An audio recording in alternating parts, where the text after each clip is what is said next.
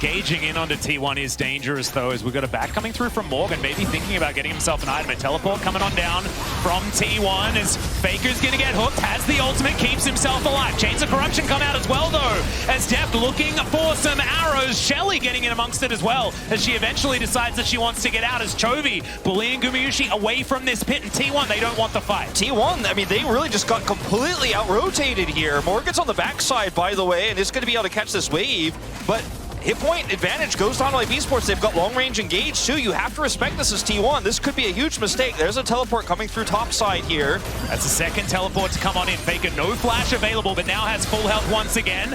As Morgan, he can blast cone over, but the information is now there from T1. They know that this isn't going to work out, as Oner is going to steal away the Rift Herald. Now Morgan diving on in immediately. He gets exhausted. Canna looking for Willer on the backline, but has he overextended is the question. Morgan staying alive for so long, and first blood goes to Faker. Chovy gets smashed into the wall at the back of HLE's pit, but does make his way out. Gumayusi trying to get him, as they're not going to fall for that funny business. It's a double kill for Faker, and T1 a huge lead in the early game. It would not. Coming on over. Shirley's down very, very low, as it's the flash on forward to get things started, but Willer just throws his life away in the end.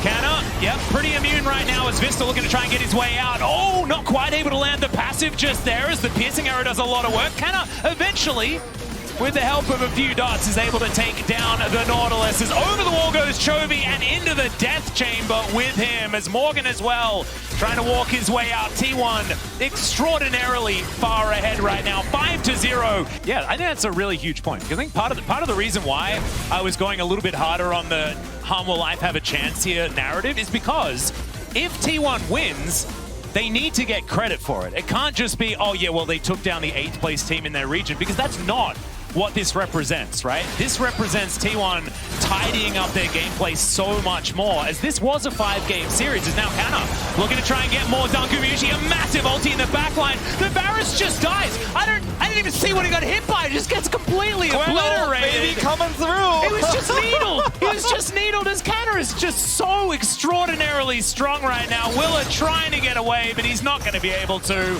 Gets the thumbs up, and Canna is indeed unstoppable. And this is giving me flashbacks to what we saw, as he might still get popped here.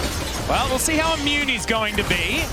We're going to try and cut down the Crocodile. It's going to be difficult, but does still have his circle available. Yeah, exactly. T1, they can just go over and grab it. And yes, congratulations, Humble Life Esports. You do have yourselves a Baron. But Faker is going to come through and try and do a 1v2. Ults himself. Gets a bit of extra damage down there, but Faker should still die, but no.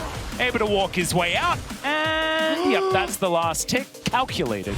It is going to be secured there by Chovy, so at least there's that. And now Oner actually in a bit of trouble. He's going to flash his way out. Faker there to follow up, though, as he dives on forward with that Ring of Frost. Still has the ultimate. Also has a Zhonya's as well, as Faker actually going to fall here. He'd already used that Frozen Tomb, so unfortunately no option to have that one. It's a 1-for-1 thus far. Still trading evenly here on Humble Life Esports side. We were saying that, you know, that's bad. When you're behind, generally it's good, but I don't know. With the draft, it's so difficult here for Hanwha. With how gimme of a fight that was for T1, the fact that this is this close is a bad sign. I mean, T1 were way out of position, and they still end up trading it back. Much more common. It was much more possible with the state of the game. The team play has become so much more important. Well, looking for a bit of a fight here. Depth charge comes down from Vista. He's still very healthy as well. It comes through with the ulti.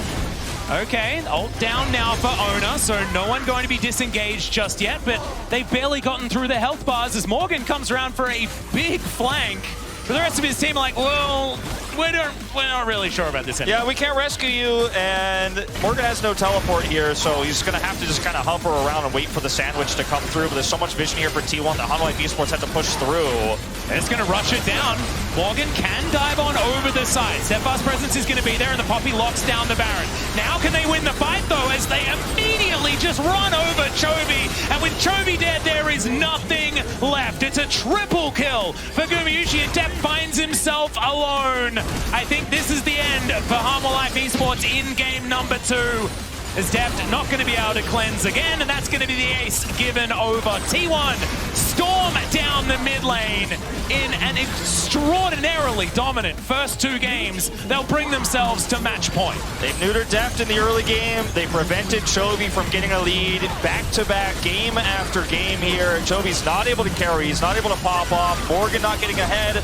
And these early game, extremely tempo-based compositions that we're seeing Hanwha Esports try to run into an extremely macro-aware T1. A T1 that's playing the early game around Herald control well, a T1 that's controlling vision well, is not where you want to be as Hanwha Esports. Maybe just draft all scaling. Put yourself in a position where you could play something like a Camille, where you've seen Morgan in the side lane find success there. Put Chovy